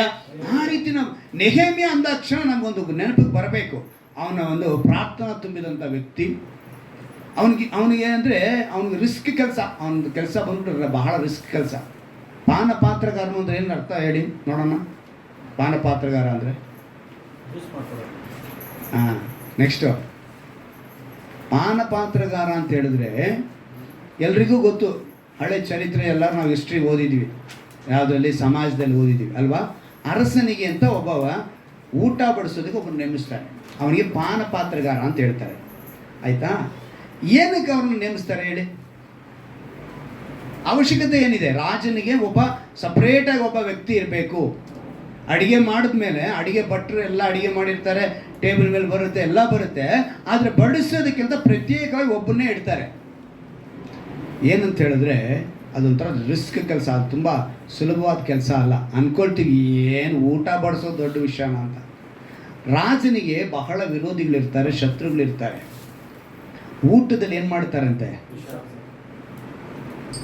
ಇದನ್ನ ಫಸ್ಟ್ ಪರೀಕ್ಷೆ ಯಾರು ಮಾಡಬೇಕು ಗೊತ್ತಾ? ಪಾನಪಾತ್ರಗಾರ ಮಾಡಬೇಕು. ಅವನು ಬದುಕಿದ್ರೆ ಯಾರು ಕೊಡಬೇಕು? ಇದು ಪಾನಪಾತ್ರಗಾರ ಅಂದರೆ ಅರ್ಥ. ಸೊ ನೆಹೇಮಿಯನ ಪಾತ್ರ ಏನಾಗಿತ್ತು ಅಂತ ಹೇಳಿದ್ರೆ, ತಾನು ಬದುಕಿದ್ರೆ ಮಾತ್ರನೇ ರಾಜನ ಕೊಡೋಕೆ ಸಾಧ್ಯ. ಸೊ ಅಂತ ಒಂದು ರಿಸ್ಕ್ ಕೆಲಸದಲ್ಲಿ ಅವನು ದೇವ್ರನ್ನ ಹುಡುಕಿದ. ಹಲ್ಲೆಲೂಯಾ. ಅವನು ಆ ಸಮಯದಲ್ಲಿ ಕೂಡ ತನ್ನ ಶತ್ರುಗಳು ಏನನ್ನೋ ಪ್ಲಾನ್ ಮಾಡಿರ್ತಾರೆ. ರಾಜನ ಏನಾದರೂ ಮಾಡಿ ಮುಗಿಸ್ಬೇಕು ಅಂತ. ಅದು ಹಣ್ಣಲ್ಲಿ ಕೊಡ್ಬೋದು, ಹಾಲಲ್ಲಿ ಕೊಡ್ಬೋದು, ನೀರಲ್ಲಿ ಕೊಡ್ಬೋದು, ಅವನು ಹಾಕೋ ಬಟ್ಟೆಯಲ್ಲಿ ಕೊಡ್ಬೋದು, ಅವನು ಮುಟ್ಟೋ ವಸ್ತುನಲ್ಲಿ ಮಾಡ್ಬೋದು. ಪ್ರತಿಯೊಂದೂ ಇವನು ಮಾಡಬೇಕು. ಪಾನಪಾತ್ರಗಾರನ ಕೆಲಸ ಅವನು ಏನು ರಾಜನಿಗೆ ಸಂಬಂಧಪಟ್ಟಿದ ಎಲ್ಲವನ್ನೂ ಕೂಡ ಮೊದಲು ತಾನು ಮಾಡಿ ಆಮೇಲೆ ಕೊಡಬೇಕು. ಅಂಥ ಒಂದು ರಿಸ್ಕ್ ಕೆಲಸದಲ್ಲಿ ಇದ್ದ. ನೆಹೆಮೀಯನ ಗ್ರಂಥ ತೆಗೆದುಕೊಳ್ಳಿ, ಮೊದಲನೇ ಅಧ್ಯಾಯ. ನೆಹೆಮೀಯನ ಗ್ರಂಥ ಮೊದಲನೇ ಅಧ್ಯಾಯ 3ನೇ ವಾಕ್ಯವನ್ನು ನಾವು ಗಮನಿಸುವಾಗ, ನಾನು ಅವರ ಹತ್ತಿರ ವಿಚಾರಿಸುವಲ್ಲಿ ಅವರು ನನಗೆ ಸೆರೆಯವರೊಳಗೆ ತಪ್ಪಿಸಿಕೊಂಡು ಆ ಸಂಸ್ಥಾನದಲ್ಲಿ ವಾಸಿಸುತ್ತಿರುವವರು ಮಹಾ ಕಷ್ಟ ನಿಂದೆಗಳಿಗೆ ಒಳಗಾಗಿದ್ದಾರೆ. ಯೆರೂಸಲೇಮಿನ ಪೌಳಿಗೋಡೆಯು ಕೆಡವಲ್ಪಟ್ಟಿರುತ್ತದೆ, ಅದರ ಬಾಗಿಲುಗಳು ಬೆಂಕಿಯಿಂದ ಸುಡಲ್ಪಟ್ಟಿರುತ್ತವೆ ಎಂದು ಹೇಳಿದರು. ನಾನು ಈ ವರ್ತಮಾನವನ್ನು ಕೇಳಿದಾಗ ನೆಲದ ಮೇಲೆ ಕೂತುಕೊಂಡು ಅತ್ತೆನು. ಎಷ್ಟು ಒಂದು ಭಾರ ಅವನಿಗೆ ಇದ್ದಿರಬೇಕು ನೋಡಿ. ಇಷ್ಟು ರಿಸ್ಕ್ ಕೆಲಸ. ರಾಜನ ಬಳಿ ಇದ್ದಾನೆ, ಅವನ ಬಳಿ ಬಂದು ಈ ವಿಷಯ ಹೇಳ್ತಾರೆ. ಏನಂತ? ಯೆರೂಸಲೇಮಿನ ಪೌಳಿ ಗೋಡೆಗಳು ಕೆಡವಲ್ಪಟ್ಟಿವೆ ಅಂತ ಹೇಳಿದ ತಕ್ಷಣ, ಈಗ ಇಲ್ಲಿ ಒಂದು ಮಾತು ಬರೆಯಲ್ಪಟ್ಟಿದೆ. ನಾನು ಇದನ್ನು ತುಂಬ ಯೋಚನೆ ಮಾಡಿದೆ. ಕೂತುಕೊಂಡು ಅತ್ತೆನು. ಇನ್ನೊಂದು ವರ್ಷನಲ್ಲಿದೆ ಕಣ್ಣೀರಿಟ್ಟು ನೊಂದು ಬರೆಯಲ್ಪಟ್ಟಿದೆ. ತೆಲುಗಿನಲ್ಲೂ ಕೂಡ ಕಣ್ಣೀರಿಟ್ಟು ನೊಂದು ಬರೆಯಲ್ಪಟ್ಟಿದೆ. ಏನಂತೆ? ಕಣ್ಣೀರು. ಈ ಕಣ್ಣೀರ ಬಗ್ಗೆ ನಾನು ಯೋಚನೆ ಮಾಡಿದಾಗ ಎಷ್ಟು ಕಣ್ಣೀರಿದೆ ಅಂತ ಒಂದು ಲಿಸ್ಟ್ ಆಗ್ತದೆ. ಕಣ್ಣೀರಿನಲ್ಲಿ ನಿಮ್ಗೆ ಎಷ್ಟು ಗೊತ್ತು? ಕಣ್ಣೀರಲ್ಲಿ ಎಷ್ಟು ಕಣ್ಣೀರಿದೆ ಅಂತ ಗೊತ್ತು? ಒಂದೆರಡು ಹೇಳಿ ನೋಡೋಣ. ಕಣ್ಣೀರಲ್ಲಿ ನಿಮಗೆ ಯಾವ ಕಣ್ಣೀರು ಗೊತ್ತು ಹೇಳಿ? ಅಷ್ಟೇ ಅಲ್ವಾ? ನಾನು ಹೇಳ್ತೀನಿ ಇವಾಗ, ಚೆನ್ನಾಗಿ ಕೇಳಿಸ್ಕೊಳ್ಳಿ. ಆನಂದ ಕಣ್ಣೀರು, ಆಯ್ತಾ? ದುಃಖದ ಕಣ್ಣೀರು, ಇದೆರಡು ತಾನೇ ನೀವು ಹೇಳಿದ್ದು. ಇವಾಗ ನಾನು ಹೇಳ್ತೀನಿ ಪ್ರೀತಿಯ ಕಣ್ಣೀರು. ಯಾವುದು? ತ್ಯಾಗದ ಕಣ್ಣೀರು. ಯಾವುದಿದು? ತ್ಯಾಗದ ಕಣ್ಣೀರು. ಭಯದ ಕಣ್ಣೀರು. ಯಾವುದಿದು? ಭಯದ ಕಣ್ಣೀರು. ಬಡತನದ ಕಣ್ಣೀರು. ಯಾವುದು? ಬಡತನದ ಕಣ್ಣೀರು. ರೋಗದ ಕಣ್ಣೀರು. ಯಾವುದಿದು? ರೋಗದ ಕಣ್ಣೀರು. ಕಾರ್ಯ ಸಾಧಿಸುವ ಕಣ್ಣೀರು. ಕೆಲವರು ಇದ್ದಾರೆ, ಕಣ್ಣಲ್ಲಿ ನೀರು ಬರೆಸಿ ಕಾರ್ಯ ಸಾಧನೆ ಆಗೋವರೆಗೂ ಆ ಕಣ್ಣೀರು ನಿಂತರೆ ಕೇಳಿ ನೋಡೋಣ. ಕಣ್ಣಂಬಾಡಿ ಕಟ್ಟೆ ಕೂಡ ಅದ್ರ ಮೇಲೆ ಸೋತೋಗುತ್ತೆ ರೀ. ಆ ಕಣ್ಣಂಬಾಡಿ ಕಟ್ಟೆಯಲ್ಲಿ ಕೂಡ ಕೆಲವು ಸಮಯ ನೀರು ಬರುತ್ತೆ, ಆದರೆ ಈ ಕಣ್ಣಂಬಾಡಿ ಕಟ್ಟೆಯಲ್ಲಿ ನೀರಿಗೆ ಬರಾನೇ ಇಲ್ಲ. ಅಷ್ಟು ನೀರು ಸೋರಿ ಮನೆ ತೋರಿ ಬಟ್ಟೆ ಒಗಿಬೋದು, ಮನೆ ಎಲ್ಲ ಒಜ್ಬೋದು, ಎಲ್ಲ ಕೆಲಸ ಮಾಡ್ಬೋದು, ಅಷ್ಟು ಕಣ್ಣೀರು ಬರುತ್ತಂತೆ. ಯಾವುದಿದು? ಕಾರ್ಯ ಸಾಧಿಸುವ ಕಣ್ಣೀರಿದು. ಆಯ್ತಾ? ಸಾಧನೆ ಮಾಡಿ ಇಂಥದ್ದೇ ಮಕ್ಕಳು ಕೆಲವರು ಹೊರಲಾಡಿ ಕಣ್ಣೀರು ಮಾಡಿ ಅದು ಸಿಗೋವರೆಗೆ ಏನು ಮಾಡಲ್ಲ ಮಕ್ಕಳು. ಇದೇ ವಿಷಯ ಲವರು. ಅದು ಹುಡುಗ ಆಗ್ಬೋದು, ಹುಡುಗಿ ಆಗ್ಬೋದು. ಸಾಧನೆ ಮಾಡೋವರೆಗೂ ಬಿಡಲ್ಲ, ಸಿಗೋವರೆಗೂ ಅವನ ಬಾಬಾ ಏಮಾರಿ ಏನೋ ಮಾಡೇ ಮಾಡ್ತಾನೆ. ಕಾರ್ಯ ಸಾಧಿಸುವ ಕಣ್ಣೀರು. ಕೋಪದ ಕಣ್ಣೀರಿದೆ, ರೋಷದ ಕಣ್ಣೀರಿದೆ. ಕೋಪದಲ್ಲೂ ಕೂಡ ಕಣ್ಣೀರಿರುತ್ತೆ, ರೋಷದ ಕಣ್ಣೀರಿದೆ. ಇದು ಪ್ರೇರೇಪಿಸುತ್ತೆ. ಕೋಪನ ರೋಷನ ಎರಡು ಪ್ರೇರೇಪಿಸಿಬಿಡುತ್ತೆ ಈ ಕಣ್ಣೀರು. ಇನ್ನೊಬ್ಬರಿಗೆ ಕೋಪ ಬರ್ಸಂಗೆ, ಇನ್ನೊಬ್ಬರನ್ನ ರೋಷ ಮಾಡಂಗೆ ಬರುತ್ತೆ. ನನಗೆ ಅವಳು ಕಣ್ಣು ನೋಡಿದ್ರೆ, ಅವಳು ಬಿಡೋ ಕಣ್ಣೀರು ನೋಡಿದ್ರೆ ನನಗೆ ಹಂಗೆ ಹಾಕಿ ಚಚ್ಚಿಬಿಡೋಣ. ಏನಂತೀವಿ ನಾವು? ಹಂಗೆ ಹಾಕಿ ಚಚ್ಚಿಬಿಡೋಷ್ಟು ಕೋಪ ಬಂತು ನನಗೆ, ಅವಳು ಕಣ್ಣೀರು ಆಗ್ತಾ ಇದೆ ಅಂತ ಹೇಳ್ತೀವಿ. ಅಂದರೆ ಆ ಕಣ್ಣೀರು ಏನು ಮಾಡ್ತಾ ಇದೆ? ಇನ್ನೊಬ್ಬರನ್ನ ಕೋಪ ತರಿಸ್ತಾ ಇದೆ, ರೋಷ ತರಿಸ್ತಾ ಇದೆ. ಸೊ ಕಣ್ಣೀರು ಈ ಥರ. ಈಗ ಇನ್ನೊಂದು ಬಹಳ ಮುಖ್ಯವಾದದ್ದು ಮೊಸಳೆ ಕಣ್ಣೀರು. ಇದ್ಯಾವ ಕಣ್ಣೀರು? ಇದರಲ್ಲಿ ಈ ಕಣ್ಣೀರಲ್ಲಿ ಸುಮಾರು ಪದಗಳನ್ನ ಹೇಳ್ಬೋದು. ಈ ಮೊಸಳೆ ಕಣ್ಣೀರು ಏನಕ್ಕೆ ಬರುತ್ತೆ ಅಂತ ಹೇಳಿದ್ರೆ, ನಮ್ಮನ್ನು ವಂಚಿಸೋದಕ್ಕೆ ಮೊದಲನೇದಾಗಿ ಬರುತ್ತೆ. ಯಾರಿಗೆ? ಮುಂದೆ ಇರೋರನ್ನ ವಂಚಿಸೋದಕ್ಕೆ ಮೊಸಳೆ ಕಣ್ಣೀರು ಅಂತ ಅದಕ್ಕೆ ಹೇಳೋದು. ಮೊಸಳೆ ನೀರಿನಲ್ಲಿ ಹಿಂಗೆ ಮೇಲೆ ತೇಲ್ಕೊಂಡು ಎರಡು ಕಣ್ಣು ಮಾತ್ರ ಕಾಣಿಸ್ತಾ ಇರುತ್ತೆ, ಮೂಗು ಕೂಡ ಕಾಣಿಸಲ್ಲ, ಕಣ್ಣು ಹಿಂಗೆ ಮೇಲೆ ಇರುತ್ತೆ. ಆ ಕಣ್ಣಿಂದ ನೀರು ಬರ್ತಾ ಇರುತ್ತೆ. ಪಾಪ ಎದುರುಗಡೆಯಿಂದ ಬರೋ ಪ್ರಾಣಿ ಅಯ್ಯೋ ಪಾಪ ಅಳ್ತಾ ಇದೆ ಅಂತ ಹತ್ರ ಬಂದು ನೋಡ್ತಿದ್ದಿಗೆ ಗಬಕ್ ಅಂತ ಬಾಯಿ ತೆಗೆದು ಏನು ಮಾಡುತ್ತೆ ಅದು. ಇದರಲ್ಲಿ ಬೇಮಾರೋದು ಯಾವುದು ಅಂತ ಹೇಳಿದ್ರೆ ಈ ಬಾತ್ಕೋಳಿ, ಕೊಕ್ಕರೆ, ಇವು ಆ ಕಣ್ಣಲ್ಲಿರೋ ಕೊಳೆಗಳು ಅವು ಇವೆಲ್ಲ ತಿನ್ನಕ್ಕೆ ಕುಕ್ಕಕ್ಕೆ ಹೋಗೋದು. ಈ ಕಣ್ಣಲ್ಲಿ ನೀರು ಬರೋ ನೋಡಿ ಹತ್ರ ಪಾಪ ಹೋಗ್ಬಿಡ್ತವೆ, ಕಪಕ್ ಅಂತ ಏನು ಮಾಡ್ತಾವು. ಈ ರೀತಿ ಮೊಸಳೆ ಕಣ್ಣೀರು ಹಾಕೋಂಥವ್ರು ಕೂಡ ಪ್ರಪಂಚದಲ್ಲಿ ಇದ್ದಾರೆ. ಇವರು ಮೊದಲನೇದಾಗಿ ಮರಳುಗೊಳಿಸ್ತಾರೆ. ಏನು ಮಾಡ್ತಾರೆ? ಎರಡನೇದು ನಾಟಕ ಮಾಡ್ತಾರೆ. ಯಾರಿವರು? ಮೊಸಳೆ ಕಣ್ಣೀರು ಹಾಕೋರು ಮೊದಲನೇದಾಗಿ ಮರಳುಗೊಳಿಸ್ತಾರೆ, ಎರಡನೇದು ನಾಟಕ ಮಾಡ್ತಾರೆ, ಮೂರನೇದು ವಂಚನೆ ಮಾಡ್ತಾರೆ, ನಾಲ್ಕನೇದು ಕುತಂತ್ರ ಮಾಡಿರ್ತಾರೆ ಅವರು. ಮೊಸಳೆ ಕಣ್ಣೀರಲ್ಲಿ ಇಷ್ಟಿದೆ. ಸೊ ಈ ಕಣ್ಣೀರ ನೆಹೆಮ್ಯನದು ಇಷ್ಟು ಕಣ್ಣೀರು ಹೇಳಿದ್ನಲ್ಲ, ಅವನ ಕಣ್ಣೀರೇನು? ಯೆರೂಸಲೇಮು ಪೌಳಿ ಗೋಡೆಗಳು ಕೆಡವಲ್ಪಟ್ಟಿದೆ. ಉತ್ತಮ ಸ್ಥಾನದಲ್ಲಿದ್ದಾನೆ, ಒಳ್ಳೆ ಅಧಿಕಾರದಲ್ಲಿದ್ದಾನೆ, ತಾನು ಏನು ಅಂತ ತಿಳಿದಿದ್ರು ಕೂಡ, ಆ ಸ್ಥಾನದಲ್ಲಿದ್ದರೂ ಕೂಡ ಅವನ ಭಾರ, ಅವನ ದುಃಖ ಎಲ್ಲಿತ್ತು? ಭಾನುವಾರ ಆದರೆ ಸಾಕು, ಸಭೆಗೆ ಬಂದವ, ದೊಡ್ಡ ಲಿಸ್ಟ್ ಬಂದಿದೆ. ತಿಂಗಳಾದರೆ ರೇಷನ್ ಅಂಗಡಿಗೆ ಹೆಂಗೆ ಲಿಸ್ಟ್ ಮಾಡಿರ್ತೀವೋ, ಪ್ರತಿ ಆರಾಧನೆಗೆ ಒಂದು ರೇಷನ್ ಲಿಸ್ಟ್ ಇದ್ದಂಗೆ ಇಲ್ಲಿ ಒಂದು ಮೆನು ಕಾರ್ಡ್ ಇದ್ದಂಗೆ ಏನು ಬಂದುಬಿಡುತ್ತೆ, ನಮ್ಗೆ ಲಿಸ್ಟ್ ಬಂದುಬಿಡುತ್ತೆ. ದೇವ್ರ ಹತ್ರ ಹೋಗಿ ಇವತ್ತು ಇದೆಲ್ಲ ಕೇಳ್ಕೊಂಬಂದುಬಿಡಬೇಕು, ಯಾವ್ದು ಬೇಕು ಅಂತೇಳಿ ಎಲ್ಲ ಲಿಸ್ಟ್ ಮಾಡ್ಕೊಂಬರ್ತೀವಿ. ಬೇರೆ ಅದೊಂದೇ ಅಲ್ಲ, ನಮ್ಮ ಕಣ್ಣೀರು ಬರೀ ನಮ್ಮ ಅವಶ್ಯಕತೆಗೋಸ್ಕರ ಅಲ್ಲ, ನಮ್ಮ ಅಗತ್ಯಗೋಸ್ಕರ ಮಾತ್ರವೇ ಅಲ್ಲ ನಮ್ಮ ಕಣ್ಣೀರಾಗಿರಬಾರ್ದು. ನಮ್ಮ ಕಣ್ಣೀರು ಅನ್ನೋದು ಬೇರೆಯವರಿಗೋಸ್ಕರ, ಪರರ ಹಿತಕ್ಕೋಸ್ಕರ. ಯೆರೂಸಲೇಮಿನ ಪೌಳಿಗೋಡೆಗೋಸ್ಕರ ಯಾರು ಕಣ್ಣೀರಿಡ್ತಿದ್ದಾನೆ? ನೆಹೆಮ್ಯ ಕಣ್ಣೀರಿಡ್ತಾನೆ. ನೆಹೆಮ್ಯನ ಕಣ್ಣೀರು ಉತ್ತರ ಸಿಗೋವರೆಗೂ ಏನು ಮಾಡ್ದ? ಕಣ್ಣೀರಾಗ್ದ. ನೆಹೆಮ್ಯನ ಕಾಲಕ್ಕೆ ಯೆರೂಸಲೇಮಿನ ಗೋಡೆ ಬಿದ್ದು ಸುಮಾರು 140 ವರ್ಷ ಆಗೋಗ್ಬಿಟ್ಟಿತ್ತು. ಎಷ್ಟು ವರ್ಷ ಆಗೋಗಿತ್ತು? 140 ವರ್ಷ ಆಗೋಗಿತ್ತು. ಆದರೂ ಕೂಡ ಪುನಃ ದೇವಾಲಯ ಮತ್ತು ಪೌಳಿಗೋಡೆ ಕಟ್ಟಬೇಕು ಅಂತೇಳಿ ಅವನ ಕಣ್ಣೀರಿಟ್ಟ. ಮತ್ತೆ ಅವನ ಕಣ್ಣೀರಿಟ್ಟು ದೇವರವನಿಗೆ ಶಕ್ತಿ ಕೊಡ್ತಾರೆ, ಕಟ್ತಾನೆ. ದೇವಾಲಯದ ಪೌಳಿ ಗೋಡೆಗಳನ್ನು ಅವನು ಕಟ್ತಾನೆ. ಅಂದರೆ ಅವನು ತನ್ನಲ್ಲಿದ್ದ ಭಾರ ನೋಡಿ. ಯಾರಿಗೋಸ್ಕರ? ಅವ್ರ ಜನನ, ಯೆರೂಸಲೇಮಿನ ಅಂದರೆ ತನ್ನ ಜನ ಅಂತೇಳಿ, ತನ್ನ ಜನಾಂಗ ಅಂತೇಳಿ, ಅವನ ಕುಟುಂಬಕ್ಕೋ ಅವನಿಗೋ ಅಥವಾ ಅವನಿರುವಂಥ ಕೆಲಸಕ್ಕೋಸ್ಕರ ಅವನು ಕಣ್ಣೀರಿಡಲಿಲ್ಲ. ಅವನು ಕಣ್ಣೀರಿಟ್ಟಿದ್ದು ಯಾವುದಕ್ಕೋಸ್ಕರ? ಯೆರೂಸಲೇಮಿನ ಶುಭಕ್ಕೋಸ್ಕರ ಪ್ರಾರ್ಥಿಸಿರಿ ಅಂತೇಳಿ ಕೀರ್ತನೆಗಾರನ ಹೇಳೋ ಪ್ರಕಾರ 128ನೇ ಕೀರ್ತನೆಯಲ್ಲಿ ಮತ್ತು 127ನೇ ಕೀರ್ತನೆ ಬರೆಯೋ ಪ್ರಕಾರ ಯೆರೂಸಲೇಮಿನ ಶುಭಕ್ಕೋಸ್ಕರ ನಾವೇನು ಮಾಡಬೇಕು? ಇವತ್ತು ಅದೇ ಯೆರೂಸಲೇಮಿಗೆ ಇಸ್ರಾಯೇಲ್ನಲ್ಲಿ ಯುದ್ಧ ನಡೀತಾ ಇದೆ.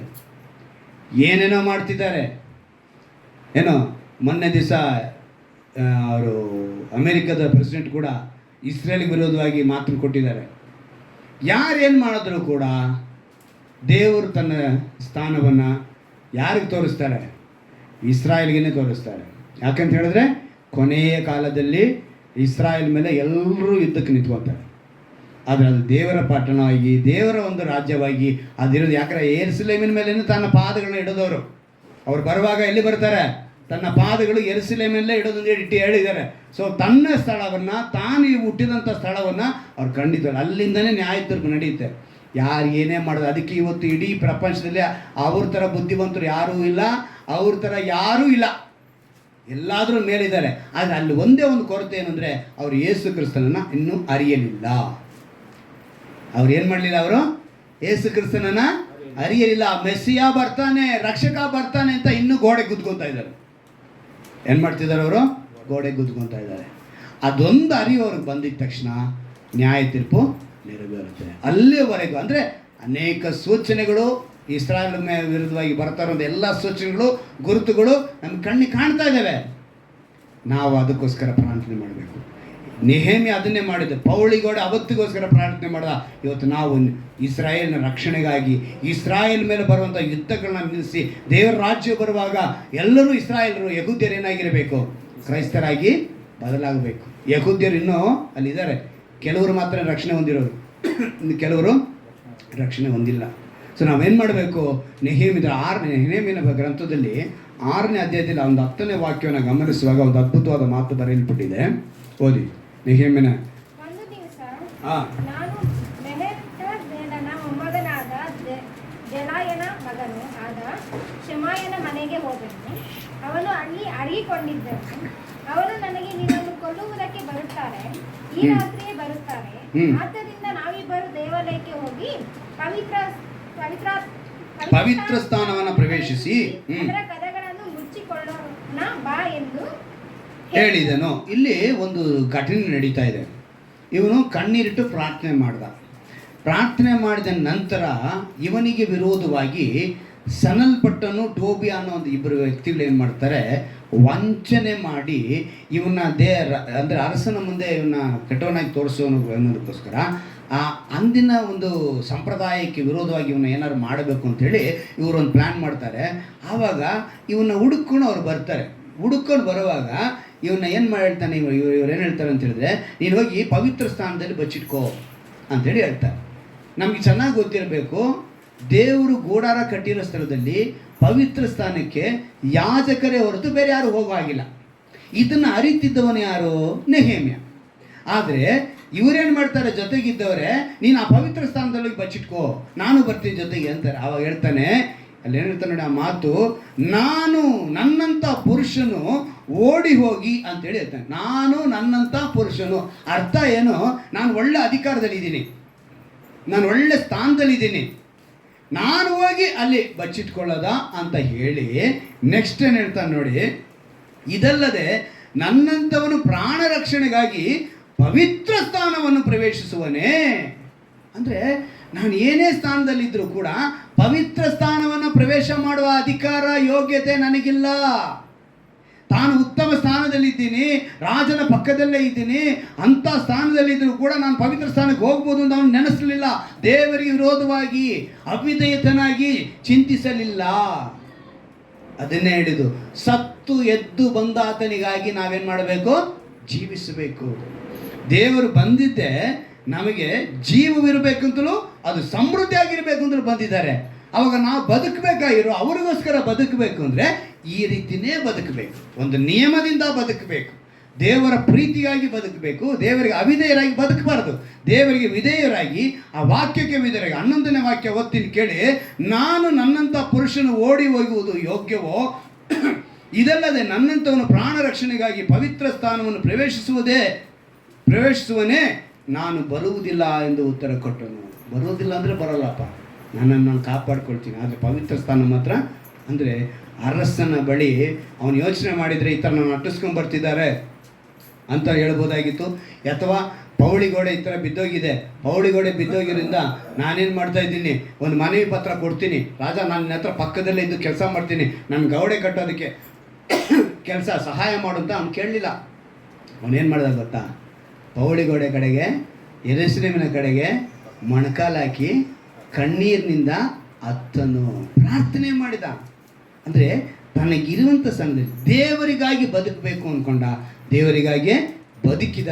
ದೈವ ಕಾಲ ಎಲ್ಲ ಅದೇ ರೀತಿ ಈ ಗುಣ ನಮಗೆ ಬರಬೇಕು. ಹಲ್ಲೆಲೂಯ. ನಮ್ಮಲ್ಲಿ ಜೀವ ಇರಬೇಕು, ಅದು ಸಮೃದ್ಧಿಯಾಗಿರಬೇಕು ಅಂದರೆ ನೆಹೆಮ್ಯನಂತೆ ಎಂತಹ ಸಂದರ್ಭ ಬಂದರೂ ಕೂಡ ಪವಿತ್ರ ಸ್ಥಾನ ಅಂದರೆ ಪವಿತ್ರ ಸ್ಥಾನ. ನೀನು ನಿನ್ನ ಸ್ಥಾನ ಇದೆ, ಒಳ್ಳೆ ಅಧಿಕಾರದಲ್ಲಿ ಇದ್ದೀನಿ ಅಂತೇಳಿ ಅದರಲ್ಲಿ ಹೋಗೋಂಗಿಲ್ಲ. ಪರಿಶುದ್ಧವಾಗಿಯೇ ಇರಬೇಕು, ವಿಧೇಯನಾಗಿಯೇ ಇರಬೇಕು. ಈ ಒಂದು ಗುಣ ನಮಗೆ ಬೇಕು ಅಂತೇಳಿ ಮೊಣಕಾಲಕ್ಕೆ ನಾವೆಲ್ಲರೂ ಪ್ರಾರ್ಥನೆ ಮಾಡೋಣ. ಎಲ್ಲರೂ ಈ ಸಮಯನ ದೇವರ ಅದ್ಭುತವಾಗಿ ವಾಗ್ದಾನದಂತೆ ನಮ್ಮನ್ನು ನಡೆಸ್ಕೊಂಡು ಬಂದಿದ್ದಾರೆ. ಈ ಲೋಕದಲ್ಲಿ ಎಷ್ಟೋ ಮನುಷ್ಯರು ಅನೇಕ ವಿಧದಲ್ಲಿ ಬದುಕ್ತಾ ಇದ್ದಾರೆ. ನಾವು ಅವರ ಹಾಗೆ ಬದುಕುವರಲ್ಲ. ನಾವು ದೇವರಿಗಾಗಿ ಬದುಕಬೇಕು, ದೇವರಿಗಾಗಿ ಜೀವಿಸಬೇಕು. ನಮ್ಮ ಸ್ವಭಾವ, ನಮ್ಮ ಗುಣ ದೇವರಿಗಾಗಿಯೇ ಇರಬೇಕು. ಅದಕ್ಕಾಗಿಯೇ ದೇವರು ನಮ್ಮನ್ನು ಕರೆತಂದಿದ್ದಾರೆ. ಈ ದಿವಸ ನಾವು ಕೇಳೋಣವಾ, ಆ ನೆಹೆಮಿನಲ್ಲಿದ್ದಂಥ ಗುಣವನ್ನು ನಮಗೆ ಕೊಡು ಅಪ್ಪ. ಏಸಯ್ಯ, ನಮ್ಮ ಬದುಕು ಎರಡು ವೇಷವಾಗಿರಬಾರ್ದು. ನಾವು ನೆಹೆಮಿಯನಂತೆ ಆ ವೈರಾಗ್ಯ, ಆ ವಿಧೇಯತೆ, ಆ ಒಂದು ಪರಿಶುದ್ಧತೆ ನಾವು ಕಾಪಾಡಿಕೊಳ್ಳುವಂತೆ ಕೃಪೆ ಮಾಡು ಅಂತೇಳಿ ಯಾರ್ಯಾರು ಒಪ್ಪಿಸಿಕೊಡುತ್ತಿದ್ದಾರೋ ಅವರೆಲ್ಲರನ್ನು ಕೂಡ ಕರ್ತನೆ ನೀನು ಈ ದಿವಸದಲ್ಲಿ ನೀನು ಕೊಟ್ಟ ವಾಗ್ದಾನದಂತೆ ನಡೆಸಿಕೊಡಬೇಕು ನಾನು ಪ್ರಾರ್ಥಿಸ್ತೇನೆ ರಾಜ. ನಾನಾದರೂ ಅವುಗಳಿಗೆ ಎಸಯ್ಯ, ಎಂಥ ಅದ್ಭುತ ಮಾತು ಕರ್ತನೆ, ಎಂಥ ಅದ್ಭುತವಾದ ವಾಗ್ದಾನ ಕರ್ತನೆ. ನಾನಾದರೂ ಅವುಗಳಿಗೆ ಜೀವವು ಇರಬೇಕೆಂದಲು, ಅದು ಸಮೃದ್ಧಿಯಾಗಿರಬೇಕೆಂದಲು ಬಂದನು. ಕಳ್ಳನೋ ಕತ್ತುಕೊಳ್ಳುವುದಕ್ಕೂ ಕೊಯ್ಯುವುದಕ್ಕೂ ಹಾಳು ಮಾಡುವುದಕ್ಕೆ ಬರುತ್ತಾನೆ ಹೊರತು ಇನ್ಯಾವುದಕ್ಕೂ ಬರುವನಲ್ಲ ಅಂತೇಳಿ ಆ ಕಳ್ಳನ ಬಯಲಿ ಯಾರೂ ಕರ್ತನೆ ದೊರೆಯದಂತೆ ನೀನು ಕರ್ತನೆ ರಕ್ಷಕನಾಗಿ, ವಿಮೋಚಕನಾಗಿ ನಮಗೋಸ್ಕರ ಕರ್ತನೆ ಐಶ್ವರ್ಯ ಸಂಪನ್ನನಾದರೂ ಕೂಡ ಬಡವನಾದೆಪ್ಪ. ನಿನ್ನ ಪವಿತ್ರ ಸ್ಥಾನವನ್ನ, ಮಹಿಮೆಯ ಸ್ಥಾನವನ್ನ ಬಿಟ್ಟು ಎಲ್ಲಾ ಹೆಸರುಗಳಿಗಿಂತ ಶ್ರೇಷ್ಠವಾದ ಹೆಸರನ್ನು ನಿನಗೆ ಕೊಟ್ಟಿದ್ದಾರೆ. ಆ ಹೆಸರಿಗೆ ಸ್ವರ್ಗ, ಮರ್ತ್ಯ, ಪಾತಾಳದವರು ಎಲ್ಲರೂ ಕೂಡ ಒಡೆಯನೆಂದು ಅಡ್ಡ ಬೀಳುವರು ಮಾತಿನಂತೆ ನಾವು ನೀನು ಅಡ್ಡ ಬೀಳುತ್ತೇವೆ. ಲಕ್ಷ ನಿನ್ನ ನಾಮ ಮಾತ್ರ ಮಹಿಮೆ ಪಡಲಿ. ನಾವೆಲ್ಲರೂ ಅದಕ್ಕೆ ಒಪ್ಪಿಸಿಕೊಟ್ಟವರಾಗಿ ಬದುಕುವಂತೆ, ನೆಹೆಮೀಯನ ಬದುಕನ್ನು ನಾವು ಬದುಕುವಂತೆ, ನೆಹೆಮೀಯನಿಗಿದ್ದಂಥ ವೈರಾಗ್ಯ ನಮ್ಮಲ್ಲಿರುವಂತೆ, ಯೆರೂಸಲೇಮಿನ ಶುಭಕ್ಕೋಸ್ಕರ ಪ್ರಾರ್ಥಿಸುವವರಾಗಿ, ಯೆರೂಸಲೇಮಿನ ಆಶೀರ್ವಾದಕ್ಕಾಗಿ ನಾವು ಬೇಡುವವರಾಗಿ ಆ ಬದುಕಿನಂತೆ ನಾವು ಕೂಡ ನಮ್ಮ ಬದುಕನ್ನು ಸರಿಪಡಿಸಿಕೊಳ್ಳುವಂತೆ ಕೃಪೆ ಮಾಡು ಅಂತೇಳಿ ಯಾರ್ಯಾರು ಒಪ್ಪಿಸಿಕೊಡುತ್ತಾರೋ ಅವರೆಲ್ಲರನ್ನು ಆಶೀರ್ವದಿಸು, ವಾಕ್ಯದಿಂದ ಬಲಪಡಿಸು, ಪ್ರತಿಯೊಬ್ಬರಿಗೂ ಸಮೃದ್ಧಿಯಾದ ಜೀವನ ಅನುಗ್ರಹಿಸು, ಎಲ್ಲರಿಗೂ ಜೀವನ ಅನುಗ್ರಹಿಸು. ಈ ವಾಕ್ಯವನ್ನು ಕೇಳುವಂತ ಒಂದು ವೇಳೆ ಅನ್ಯರಾದಿದ್ರೆ ಯಾವುದೇ ಸಮಯದಲ್ಲಿ ಕೇಳಿದರೂ ಕೂಡ ನೀನೊಬ್ಬನೇ ಜೀವವು ಎಂಬುದನ್ನ, ಯಾಕಂದ್ರೆ ನೀನು ಹೇಳಿದ್ಯಪ್ಪ, ನಾನೇ ಸತ್ಯವು ಜೀವವು ಮಾರ್ಗವು ಅಂತ ಹೇಳಿದ್ಯಾ ಕರ್ತನೆ. ಆ ಮಾರ್ಗವಾಗಿರುವಂತೆ ನಡೆಸು, ಕೃಪೆ ಮಾಡು. ನಿಮ್ಮ ನಾಮನ ಮಹಿಮೆಪಡಿಸಿಕೊಳ್ಳಿ ರಾಜ. ನಿನಗಾಗಿ ಬದುಕುವಂತೆ ನಡೆಸು. ನಿನ್ನ ಕೃಪೆ ಮಾತ್ರ ಇರಲಿ. ನಮ್ಮ ರಕ್ಷಕನೂ ವಿಮೋಚಕನೂ ಆಗಿರುವ ಯೇಸು ಕ್ರಿಸ್ತನ ನಾಮದಲ್ಲಿ ಪ್ರಾರ್ಥಿಸಿ ಬೇಡುವಂತೆ ಮುಚ್ಚಿಕೊಳ್ಳುತ್ತೇನೆ.